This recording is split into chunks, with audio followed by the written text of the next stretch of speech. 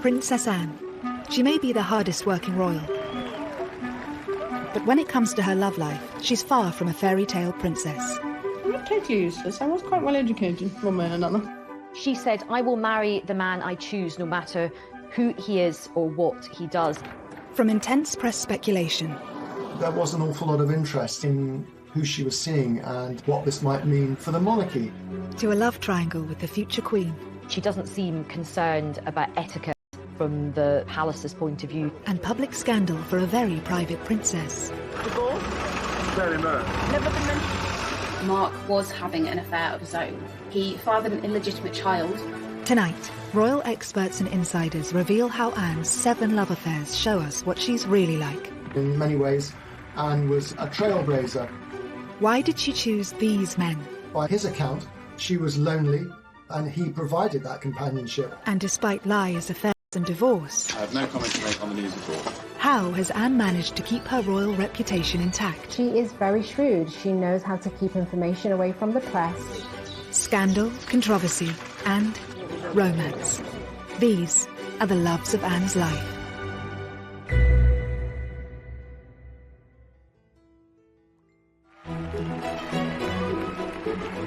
Sir Timothy Lawrence is the man we're used to seeing by Princess Anne's side. Out of all the royals, Princess Anne does seem probably one of the happiest, happily married, very settled, no drama, no impropriety. The marriage spans 28 years, and as this recently revealed cosy, candid photo shows, they're clearly still very happy together. I think a lot of people think that she's always been married to the same person. Anne may be in a stable relationship now, but it's been a long journey to get there. She had a rumoured 7 relationships, each different from the last. Princess Anne's past is, to say the least, colourful. I mean, we know that she had 7 boyfriends. She was the first royal child to divorce. She married a commoner. She just was rebellious. Some of the boyfriends were considered incredibly unsuitable. This story begins whilst she was still in her youth, and perhaps the world's most eligible princess. And when the press reported Anne's very first boyfriend, it seemed like a perfect royal match. Gerald Ward was a friend of the royal family, a great friend of Prince Charles. He was regarded as suitable, if you like, by the palace. Educated at Eton. Family had land in Wiltshire. But at 12 years older than 18-year-old Anne, what was it about Gerald that really attracted her to him? He was drawn to a good rider, a good horseman. Her love for horses was almost all-consuming when she was young. Her father said once, if it doesn't fart and eat hay, she's not interested. They were spotted together shortly after Princess Anne finished her A-levels at boarding school. So this really puts her at, the age of 18, really quite young, feeling out these new relationships and kind of figuring out who she was. It's no surprise that her romance with Gerald fizzled out quickly. I think Anne felt she was being sort of pushed, slightly nudged towards this eminently suitable character. And I think she was very young. He was a good bit older. He was too tweedy. It was clear from early on that the young, strong-minded princess wasn't willing to let social expectations dictate her romantic life. Anne was always clear. She said, "I will marry the man I choose, no matter who he is or what he does." If you had not met a man whom you wanted to marry, do you think you would have married out of a sense of duty? No way. She'd led quite a sheltered life, and she needed to explore. She wanted to enjoy life. The romance was over quickly, but their connection didn't end there. Gerald marked the start of an unusual pattern Anne had with most of her ex-partners. Although their relationship did not last, she remained on very good terms with him, as did the rest of the family. Gerald actually ended up being one of Prince Harry's godparents. The fallout from Gerald showed Anne just how desperate the press were for stories about her love life. She was forced to come up with ways to keep her private life private. She resented the fact that the press would be interested in finding out who her boyfriends were. It also led to this sort of rather difficult relationship that she's had with the media over the years. She often came across as rather prickly, short-tempered. Anne noted this struggle in a Parkinson interview, in typical comedic fashion. Do you ever regret what you say to them? I mean, the report that went around the world was you told one photographer to naff off, I think it was. Do you wish to retract your choice of words, or...? No. Well, there was several of them, actually. Telling the press to leave her alone didn't always work. They soon got wind of another love affair. As quickly as Anne had shrugged off Gerald Ward, she picked up boyfriend number 2, who, unlike Gerald, was certainly not a conventional royal escort. The things that Sandy Harper did, the way he behaved, the way he dressed, that it set off alarm bells throughout the establishment, because although he had this background which was vaguely acceptable, he dressed very much like a hippie. He had long hair, he wore, because she'd escaped the sort of tweedy world which was still core to the royal family. After the eminently suitable Gerald Ward, Sandy was a breath of fresh air for the rebellious princess. Not a military man or an aristocrat, but a professional polo player whom she met through her love of horses. They were seen out at the discotheques that were springing up all over London in the late 60s and early 70s. I think one of the most striking things about it is that after an evening out, it was often Princess Anne who drove them home afterwards. She liked men who were fun, and she liked to be amused and entertained, people who were prepared to take a bit of a risk in their private life. The relationship told the world that Anne wasn't prepared to play by the royal rules. She was not a conventional princess, which she wryly admitted herself in the famous Parkinson interview. I didn't really fit somehow the image that the media thought I ought to have. I think, princesses, as you come in sort of fairy story, that's what they are, and somehow I didn't fit. Luckily for the stuffier types at the palace, neither Sandy nor Anne saw a future in their wild romance. He was a bit of a self-confessed ladies' man. He did do an interview where he said, I take a lot of girls out and the relationships don't work out. I think probably that was the most exciting time of her life, in a way, but she knew it couldn't last. So she knew it was almost like she was being allowed to play for a while before the serious business of being a grown-up royal had to begin. By age 20, speculation about Anne's love life was rife, and when rumoured boyfriend number 3 hit the headlines, it seemed Anne was open to becoming a grown-up royal. Richard Meade was another extremely accomplished horseman, and in fact one of our most decorated Olympians.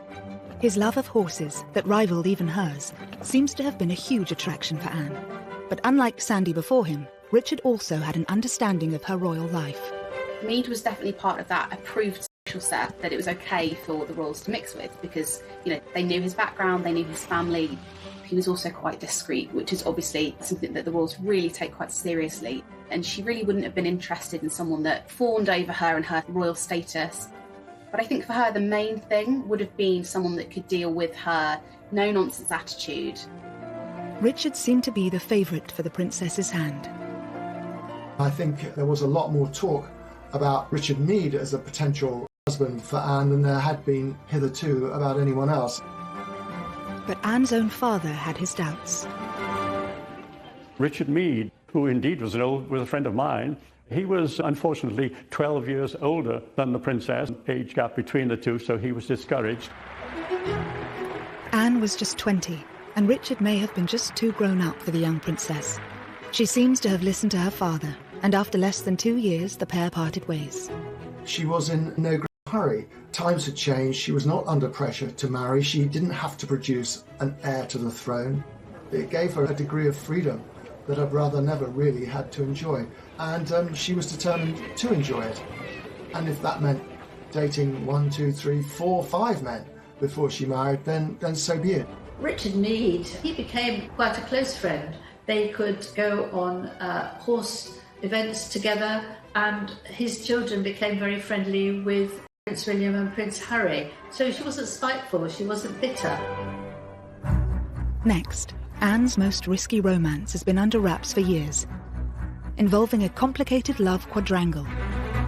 He would have been a complete no-no for the royal family.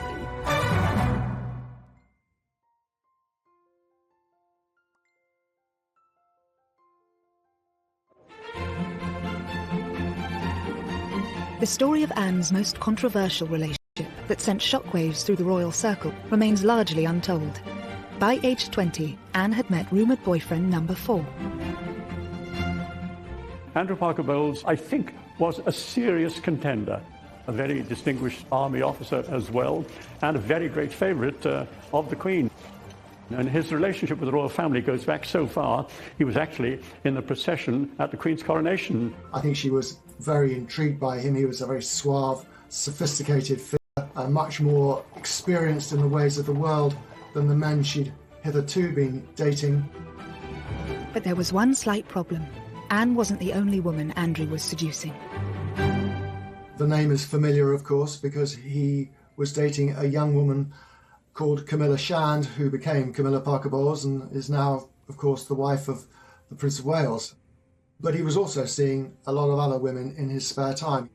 It was thought that when he cheated on Camilla with Princess Anne, that Camilla decided to get a bit of revenge, and that was when she actually started up her own relationship with Prince Charles. Thus began Anne's best-kept secret, a rumoured royal quadrangle involving the Queen's 2 eldest children. The relationship shows that for the determined, forthright Anne, there was to be no settling in her pursuit of happiness, even for the sake of appearances. There's very much a sense of, well, if a guy can do it, why can't I with Princess Anne? She saw in Andrew Parker Bowles someone who was slightly dangerous, if you like, but also great fun. And I think it showed there was an element of that life, and to see where that might lead her. This risky romance did not sit well with the palace, and perhaps, as with previous lovers, this was also part of the appeal. So I think even at this very early stage in Anne's life, we can really see her strong character coming through. She doesn't seem concerned about etiquette from the palace's point of view. She's quite interested in men who are a bit different, who have got a little bit of a reputation. He would have been a complete no-no for the royal family. Apart from the promiscuity, the big issue with Andrew Parker Bowles was that he was a Catholic. This is one detail that Anne would have to consider. For the pair to marry, Anne would likely have to withdraw from the line of succession. Princess Anne was never going to try and break that particular rule, but that worked in her favour in a sense, because she wanted to have fun without the pressure to turn that fun into a sort of formal relationship or even marriage. As scandalous as the relationship may have been, once again, the notoriously private princess miraculously kept it under wraps from the public. When she and Charles would go to breakfast, they would voraciously scan the paper for any of the little tidbits that the papers had published about them. They wanted to know what they'd figured out. You know, had that relationship been kept secret? I think this revelation really has come about because of the Netflix show, The Crown. And I think a lot of people were quite shocked. I think a lot of people had to check on Google if this was actually true. How do you know all this? Because I was briefly caught up in it myself. Wait a minute. When? Then, in the past, it doesn't matter. It was all very straightforward. He got what he wanted, which was to make Camilla jealous. I got what I wanted, which was a bit of fun. Fun? Yes, sorry, Mummy, it was. The private conversations can still only be imagined, but the story of this extraordinary relationship was a revelation to most. She really was besotted with Andrew Parker Bowles. I think after a couple of years of Anne really chasing him, she realised that, you know, he was only really going to make her unhappy. The press were getting more interested, and of course the long shadow cast by his Catholicism and his promiscuity. It's understood when Andrew was posted to Germany, it firmly put an end to things. But despite their complicated past, Anne has kept this ex especially close. Andrew is a godfather to Zara. He's remained a firm friend of Princess Anne's for the best part of 50 years. So, no, I don't think there was any ill will on Anne's part towards his marriage for Camilla. After the dangerous liaison with Andrew, Anne once again sought out a quieter, less colourful partner, and again she chose one. He was a member of the Queen's Dragoons. Of course, you know, another dashing cavalryman. It's easy to see what Anne saw in him. Another gold medal winning equestrian, a military man whose father worked for the royals, and no controversial reputation. Maybe she was looking for somebody who just made her feel safe and secure, reassured, a calm relationship where she knew that the gentleman was really into her. her, because actually Andrew, having been quite the ladies' man, maybe didn't give her that stability. After the other difficult relationship she'd had, he must have seemed a godsend. They quickly hit it off, and then they were both at the 1972 Olympics. That's where the relationship really blossomed. Mark was different to Anne's previous boyfriends. He was a quiet character. Because we know she was very much like her father, who is quite a controlling character, Mark must have seemed a big improvement on people like Gerald Ward. The relationship would have been the man in the driving seat. With Mark, it was different. He was quite shy. Royal biographer Brian Hoey has first-hand experience having met and interviewed Mark and Anne. The princess took control of the interview, and I've known him ever since, and he's a pretty good guy, and you get him talking privately, and he is very, very articulate, but he's not brilliant if you get him, speaking publicly in television. When you were a teenager, did you have any idea of the sort of girl that you would like to marry? No, no, I didn't. I wasn't very clever with girls, I don't think, when I was a teenager. I definitely was a bit not very good. Not very successful, should we say. After the princess's previous boyfriends, who enjoyed the limelight and matched their strength, Mark seemed happy for Anne to take the lead. His background was very different to her. He was a commoner, he was the son of a sausage maker. He didn't really have the airs and graces of somebody who had grown up around royal circles, that confidence. Anne appeared to welcome this break from her usual aristocratic type. The new romance was quickly blossoming and, of course, instantly captured the attention of the world's media. Princess Anne was terrified. I don't think that's putting it too strongly, that her relationship with Mark Phillips would be discovered, would be exposed, would be written about in detail. And I think the reason for that was that she knew that he was the one. To avoid being discovered, she even admitted to hiding in Mark's horse box with her typically dry humour. It was an enjoyable experience being in a horse box, no? Well, I've been a much better driver of horses than ever since. You have? That's a consideration. She was always quite happy to lie. It's strange keeping it secret and indeed keeping it away from people like ourselves. But I think it has, yes, it became rather restrained, yes. But the press finally got their story. The long months of rumour, speculation and denial were over. The Easter engagement was now public knowledge. Mark Phillips was the man who had finally tied down the Queen's only daughter. The royal family were thrilled at the engagement, so much so that the Queen Mother said that they were the perfect couple. 6 months later, on the 14th of November 1973, Anne became the first of Queen Elizabeth's 4 children to wed. The moment we've all been waiting for, and how lovely she looks. It was a spectacular at Westminster Abbey. These pre-internet days, still something like 500 million people plus watched the wedding. So inevitably it started off with enormous enthusiasm. They faced this great aisle in the congregation. All eyes were upon this couple. Both Anne and Mark were hugely private, but they instantly became one of the world's most famous couples. He was beginning a public life which he hadn't really countenanced for himself. But he sort of reconciled himself to the fact that he was marrying a woman he loved and he would just have to make the best of it. Such was their desire for privacy and normality. When Mark was offered an earldom from the Queen, he turned it down, as the newlyweds wanted their children to be freed from royal constraints. Early married life appeared idyllic from the outside.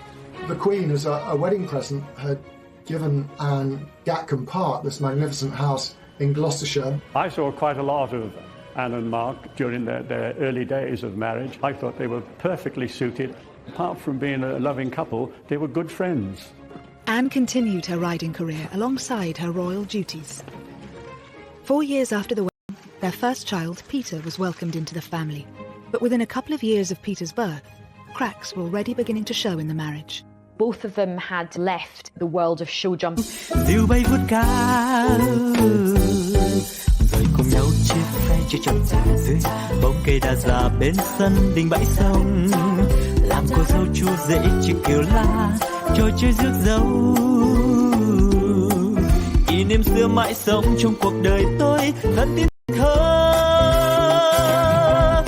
ngày tháng trôi đi, bao nhiêu mong ước xa xưa chỉ còn là kỷ niệm. Từng đêm tôi nhớ về cuộc đời đua trên bốn bề sầu lo, nhiều lúc ước mơ rằng được phép nhiệm màu đưa tôi về thuở xa xưa, bay cao cùng cánh diều đua chơi với đám bạn, hồn nhiên ngày thơ vui đua ngày tháng để lòng.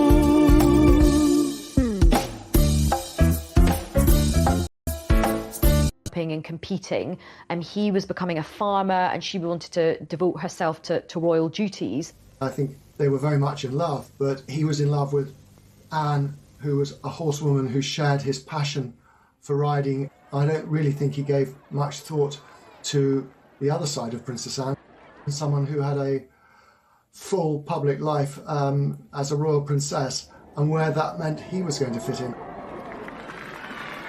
Mark's ability to look past Anne's royal status seemed to have been an appeal for them both, but he now faced the reality of her role. Mark openly described public appearances with Anne as pure torture. He quickly absented himself from that. He didn't really want to become Anne's +1 on all her trips. It wasn't long before the clearly uneasy balance of power seemed to have caused a divide in the relationship. Perhaps when they got together they were a better match, and as time went on and Anne grew in confidence and evolved, perhaps she just outgrew him. I think after time, Mark wasn't really accepted by the rest of the family. They thought he was rather dull and he could only talk about horses. Rather cruelly, it's said that Prince Charles used to call him foggy, in the sense that he was a bit wet and a bit thick. Soon the strains in the relationship would become impossible to hide. And as they say, one thing led to another. And he said that they began an affair.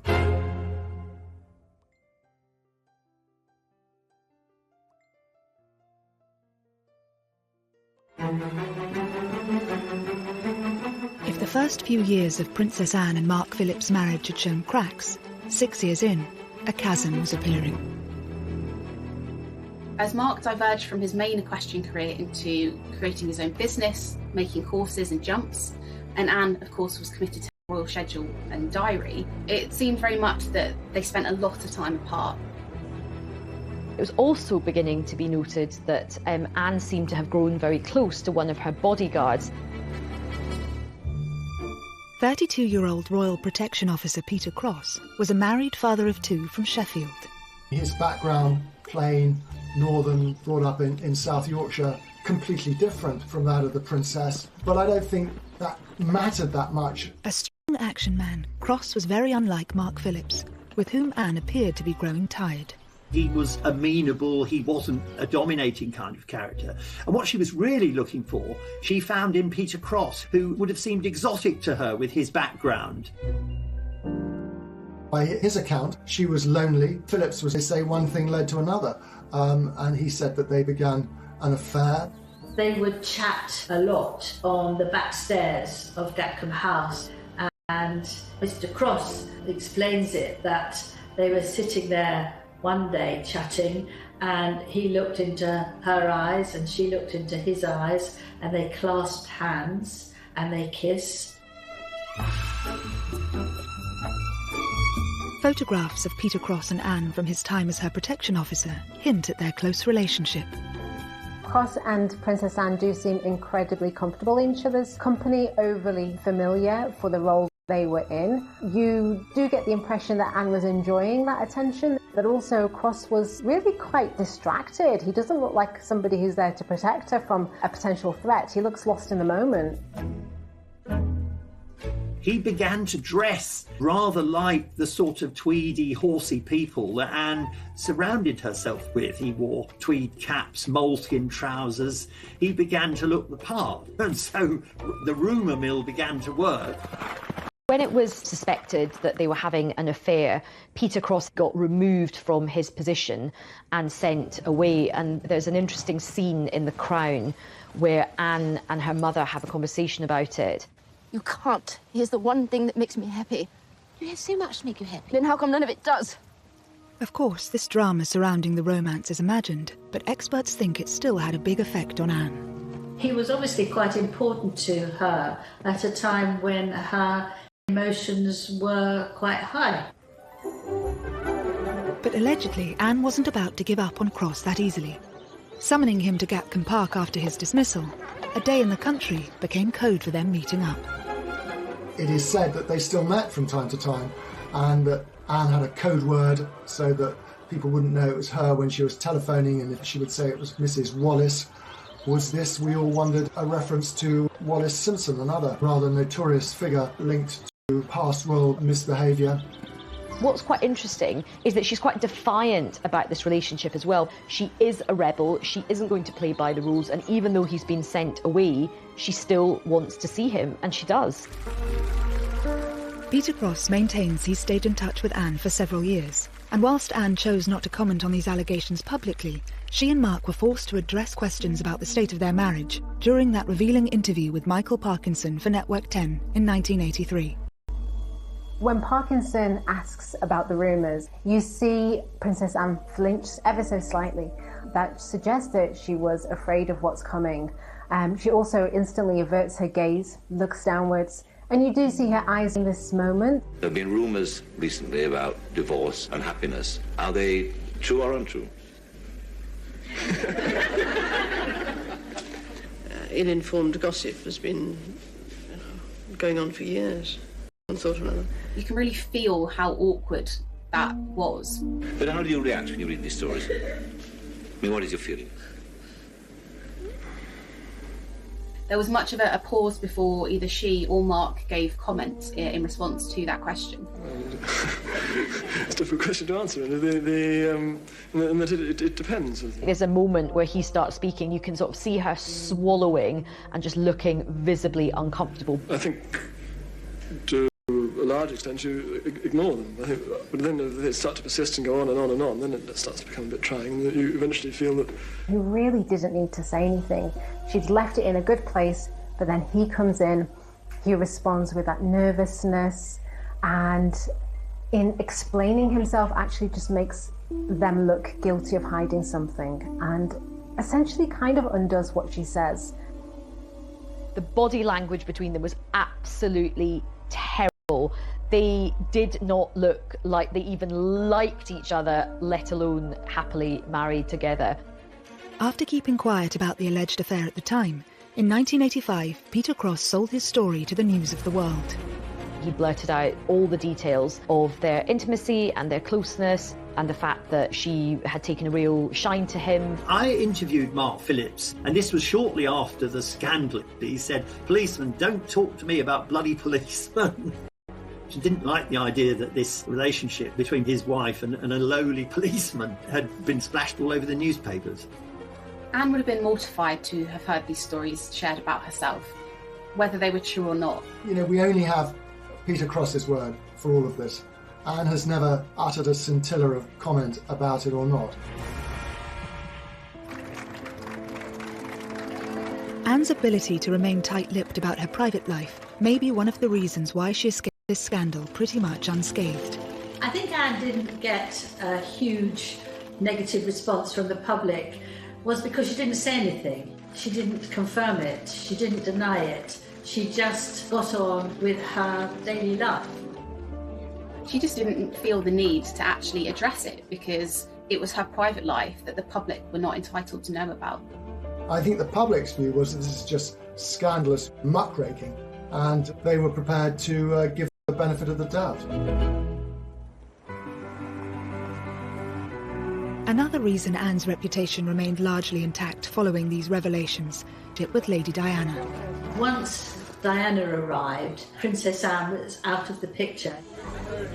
Here is this young, glamorous, shy, extraordinary young woman who we imagine was going to marry the heir to the throne after a very long time. It probably quite suited Anne in many ways that there was somebody to sort of deflect attention away from her.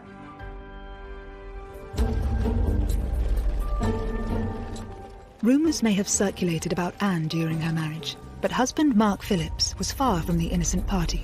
Mark was linked to a number of women throughout the course of his marriage. All of these affairs were denied, but nonetheless he was followed around by these rumours for a large part of his marriage.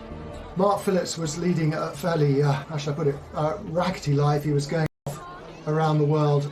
He had all sorts of opportunities to misbehave. But one liaison which took place in New Zealand in 1984 was to become especially significant. Mark Phillips had an affair with an art teacher called Heather Tonkin in Auckland, and he met her at a riding clinic and took a shine to her, and they had a one-night stand. It is said that Mark Phillips left his boots outside his door to signal to Heather Tonkin which room he was staying in. This fling had serious consequences. Heather had fallen pregnant with Mark Phillips' secret love child. He tried to persuade her to have an abortion, which she wouldn't have, and then he denied that he was the daughter's father. It really was a huge potential scandal that the princess's husband had got this child on the other side of the world. But it would be another 7 years before this news broke. The Daily Express revealed home footage of Heather with their daughter appearing a world away from her royal relatives. First, a 1989 theft exposing another secret would push the marriage even closer to breaking point. Anne was having an affair while still married. He had echoes of the sort of practical action man that she'd found in Peter Cross, and I think that was very appealing.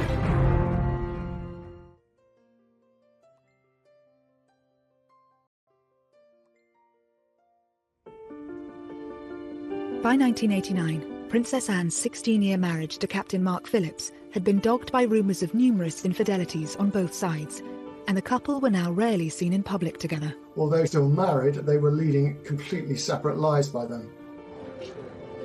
Now a theft at Windsor Castle was about to spell the end of the marriage once and for all. But it would also allow Anne to finally settle with a man who'd make her truly happy.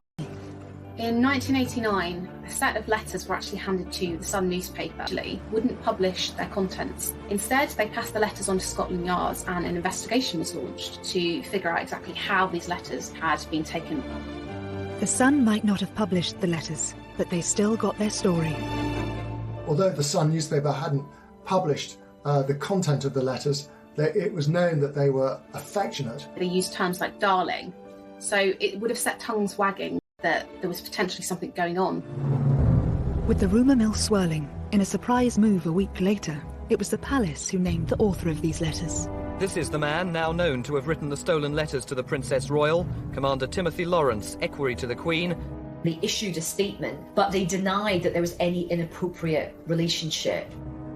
They were trying to suggest it was entirely innocent, but the Queen's daughter and the Queen's equerry, as a rule, don't tend to exchange letters. 34-year-old Tim Lawrence had joined the royal household from the Navy in 1986. At the 7th attempt, Anne had chosen a man who could be strong, but also knew how to allow a princess her space. His job as equerry was to accompany the Queen on her official engagements, and on unofficial engagements to sort of make himself useful in the background. I mean, one of his great skills apparently is mixing a very good martini. And what's interesting is that he got this role coming from, quite a humble background. Here's a man who was born in Camberwell, didn't go to one of the great public schools, wasn't linked to the royal family at all, and certainly wasn't part of the horsey world. Tim really couldn't care less about horses, which of course was something that we've seen in many of Princess Anne's relationships, that they were all equestrians.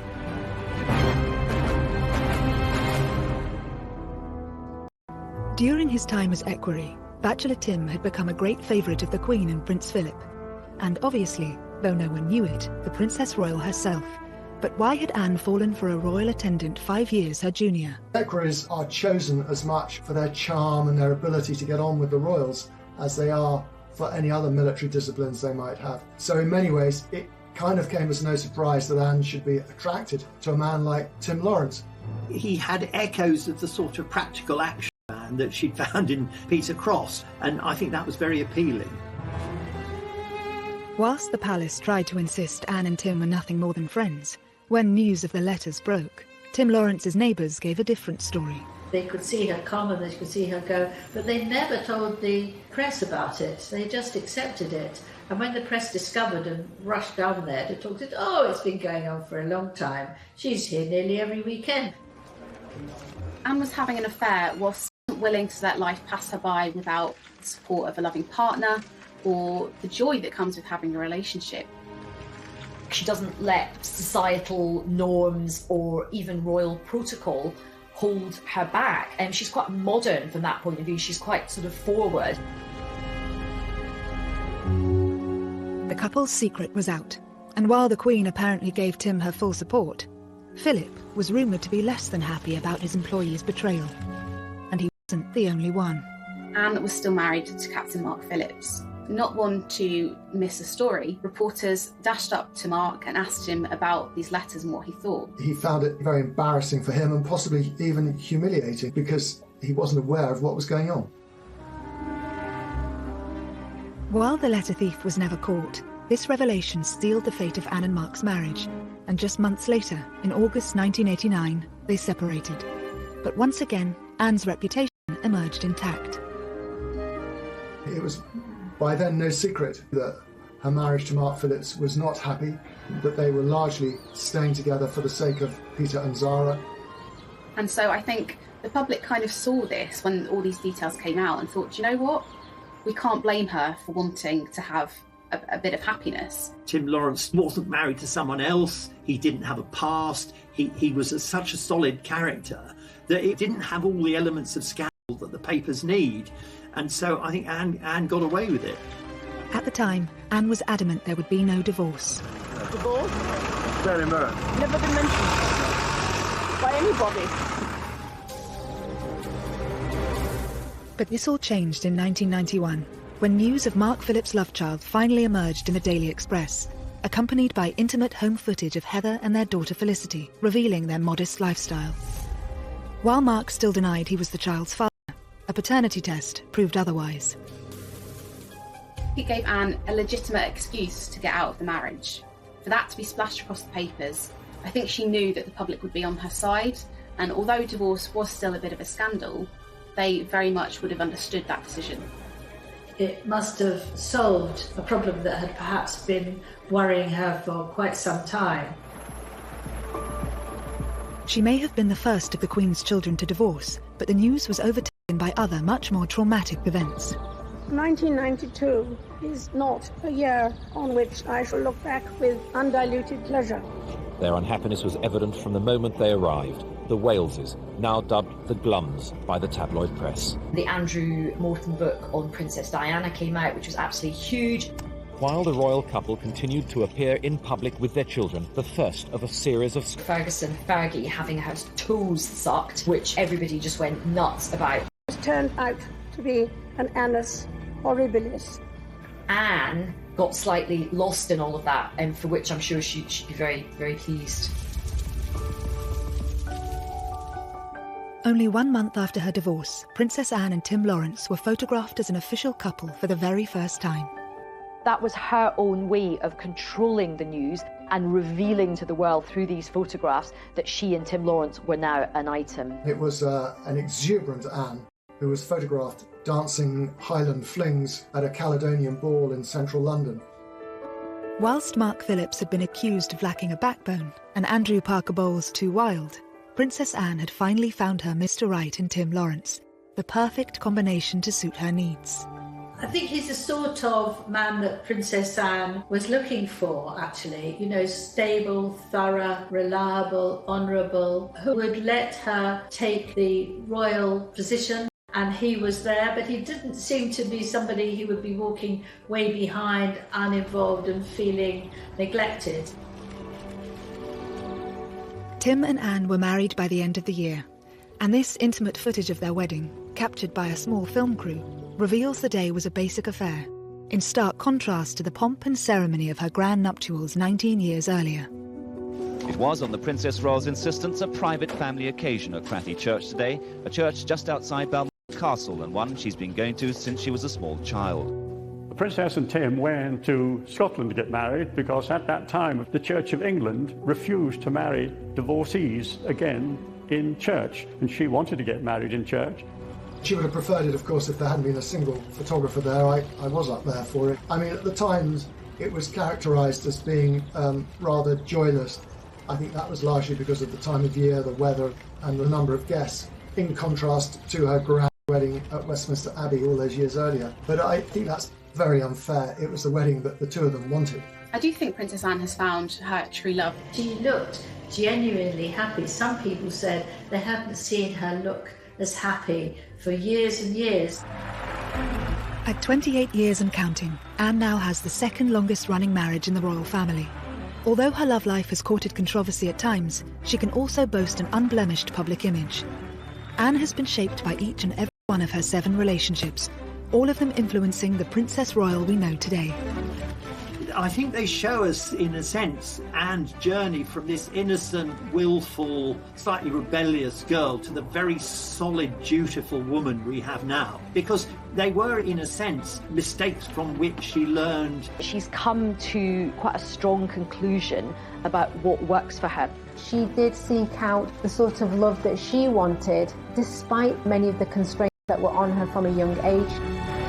I think she's a bit of a beacon for modernity and modern marriages and modern relationships today.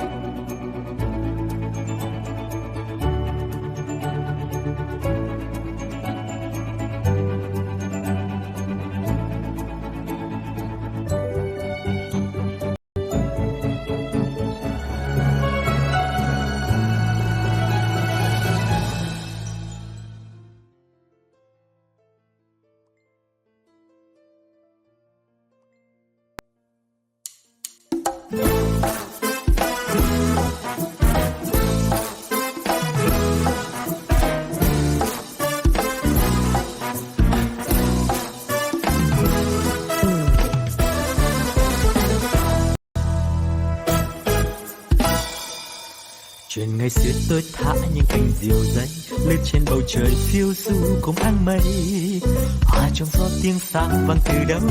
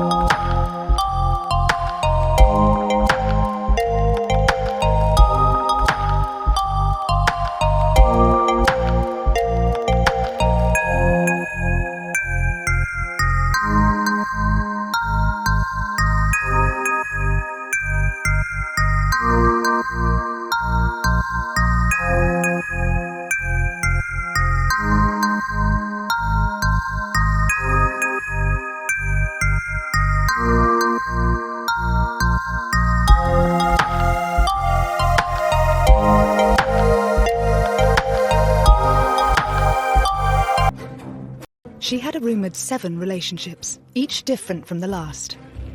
Princess Anne's past is, to say the least, colourful. I mean, we know that she had 7 boyfriends. She was the first royal child to divorce. She married a commoner. She just was rebellious. Some of the boyfriends were considered incredibly unsuitable. This story begins whilst she was still in her youth, and perhaps the world's most eligible princess. And when the press reported Anne's very first boyfriend, it seemed like a perfect royal match. Gerald Ward was a friend of the royal family, a great friend of Prince Charles. He was regarded as suitable, if you like, by the palace, educated at Eton. The family had land in Wiltshire. But at 12 years older than 18-year-old Anne, what was it about Gerald that really attracted her to him? He was drawn to a good rider, a good horseman. Her love for horses was almost all